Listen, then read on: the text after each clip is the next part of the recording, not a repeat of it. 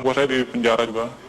Yang masuk saya jamin kehidupannya, mereka pun saya kasih barang untuk ngedarin di dalam. Sampai saat ini masih. Jadi memang sengaja dimasukkan memang Dimasukkan untuk mengedarkan di dalam sel. Karena kebutuhan sel tuh banyak juga sama seperti kebutuhan di luar. berapa persen dari 100% penghuni lapas itu pakai narkoba? Hampir semua ya. Hampir 75%, 80% itu pemakai. Berarti sipir tahu dan kalapas tahu dong? Tahu. Itu hal umum. Karena kan kita juga masuk barang itu nggak mudah. Biasanya itu uang tip atau apa segala macam selalu diminta. Berapa biasa minta? Sipir berapa, kalapas berapa? Ya nominalnya masih jutaan ya, belum ratusan juta. Masih jutaan. Misalnya jutaan, sipir tuh dapat berapa sih? Sipir sebulan bisa dapat 5 juta, 7 juta. Tergantung kita bawa masuk barangnya berapa banyak. Oh barangnya sekian ya tinggal di itu aja proses. Kalau kalapas dapat berapa sih? Kalapas dia puluhan ya, puluhan juta. Yang paling banyak demand-nya itu di penjara mana? Cipinang. Lebih banyak dia bandarnya. Salah satunya banyak kan anak buah saya selama ini yang ketangkep di mana, mereka di dalam ya saya tanggung semuanya. Dia di dalam, hidup keluarganya di luar, saya tanggung semua. Oke. Sampai dia keluar. Sampai dia keluar. Secanggih apa sih bisa ngatur peredaran narkoba Iya. dalam penjara? Alat-alat mereka canggih dong? Canggih. Mereka alat-alatnya lebih canggih dari pemerintah Indonesia sendiri ya. Masa? Iya. Secanggih apa? Dari mulai telepon, mereka pakai satelit, langsung tembus satelit. Tidak ada lagi lewat operator-operator Indonesia. Mereka semua pakai satelit. Jadi nggak bisa disadap. Nggak bisa disadap. Sangat sulit untuk disadap. Tidak akan ada habisnya Indonesia. Karena Indonesia target terbesar di Asia untuk peredaran. Untuk peredaran. Kenapa Indonesia jadi target? Karena demand yang begitu besar. Demand-nya begitu besar. Keuntungannya juga besar. Hukumannya juga ringan. Soal hukuman, Iya. ringan. Berarti nggak mungkin bikin jera. Apa sih yang bikin jera aparatnya? Dari mana sih kemudian kalau misalnya mau ngabisin ini gitu? Dari mana sih? Biasanya kalau main di hakim itu buat main hukuman. Peringanan hukuman, segala macam. Anda bayar? Saya bayar. Dalam bentuk uang atau dalam bentuk barang juga Anda kasih? Uang, biasanya uang. Mereka hanya uang. Kadang barang tergantung hakim. Hakim maunya apa ya kita kasih. Banyak klien Anda yang hakim yang make juga? Ada banyak. Ada 10 orang ada. Bagaimana Anda menggunakan uang yang luar biasa banyak ini? Biasanya Anda menghabiskan untuk apa?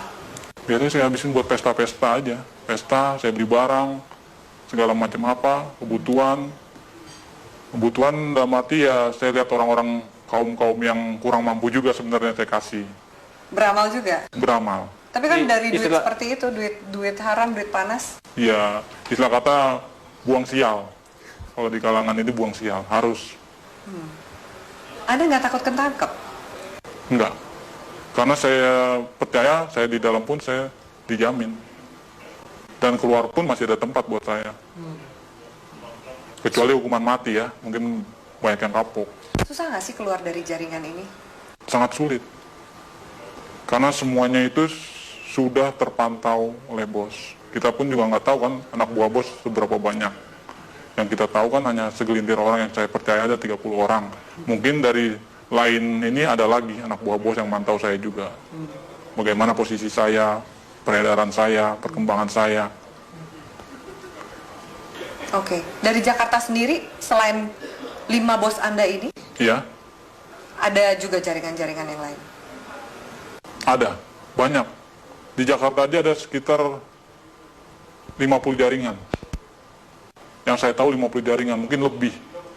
Itu yang saya tahu. Jaringan ini lebih besar atau sama kuatnya dengan jaringan Anda? Macam-macam. Tergantung dari barang sih biasanya. Kalau barang kita bagus, banyak juga jaringan ngambil di kita juga. Makanya barang itu nggak pernah akan habis. Tidak akan pernah habis di Indonesia. Walaupun mereka menangkap, menyita segala macam berapa ribuan ton, ratusan kiloton, itu nggak akan pernah habis. Karena itu cuma sedikit, paling seujung jari ya, ujung jarinya dari total barang yang ada di Indonesia. Kalau BNN sendiri, gimana Anda sebagai bandar ngelihat BNN? BNN saya lihat sih Untuk saat ini tergantung orang-orangnya sih, BNN juga. Sama lah sama yang di Polres, Polda, segala macam. Istilah katanya kan orang Indonesia itu hanya butuh duit. Semuanya ujung-ujungnya duit. Asal kita punya duit, ya lolos. Sampai ke jaringan, kalau kepolisian juga Kepolisian udah hal umum. Udah nggak bisa di ini lagi. nggak mungkin dibersihin. Nggak mungkin dibersihkan. Karena memang aparatnya pun pemakai. Kenal sama bandar, kenal barang, nyuplai barang juga, begitu. Seterusnya. Bea Cukai gimana? Bea Cukai juga mengawasi kan Iya. seperti ini. Bea Cukai ada permainan juga. Makanya kita di Bea Cukai itu ada sekitar 5 orang kita pegang di sana. Untuk tiap ininya. Apa peran 5 orang di Bea Cukai ini? Meloloskan barang. Meloloskan barang. Jadi ada pengiriman juga. Pengiriman barang, pengeluaran keluar barang, itu semua lewat dari mereka ini, 5 orang ini. Oke. Anda punya berapa rekening? Ada 10 lebih. 10 lebih. Kurang lebih satu rekening isinya berapa sih? Tergantung ya, ada yang 1 miliar, ada yang 800, ada yang 750. Paling kecil ya sekitar 250 juta. Anda nggak takut kelacak oleh PPATK nih? Wah, enggak ya, itu nama rekeningnya udah beda-beda. Ada panggilan untuk berhenti dari dunia hitam ini? Belum ada. Saya masih menikmati sampai sekarang karena keuntungannya lumayan. Bukan lumayan lagi ya, mungkin kalau Mbak sendiri mungkin akan tergiur dengan hasilnya. Yakin kamu?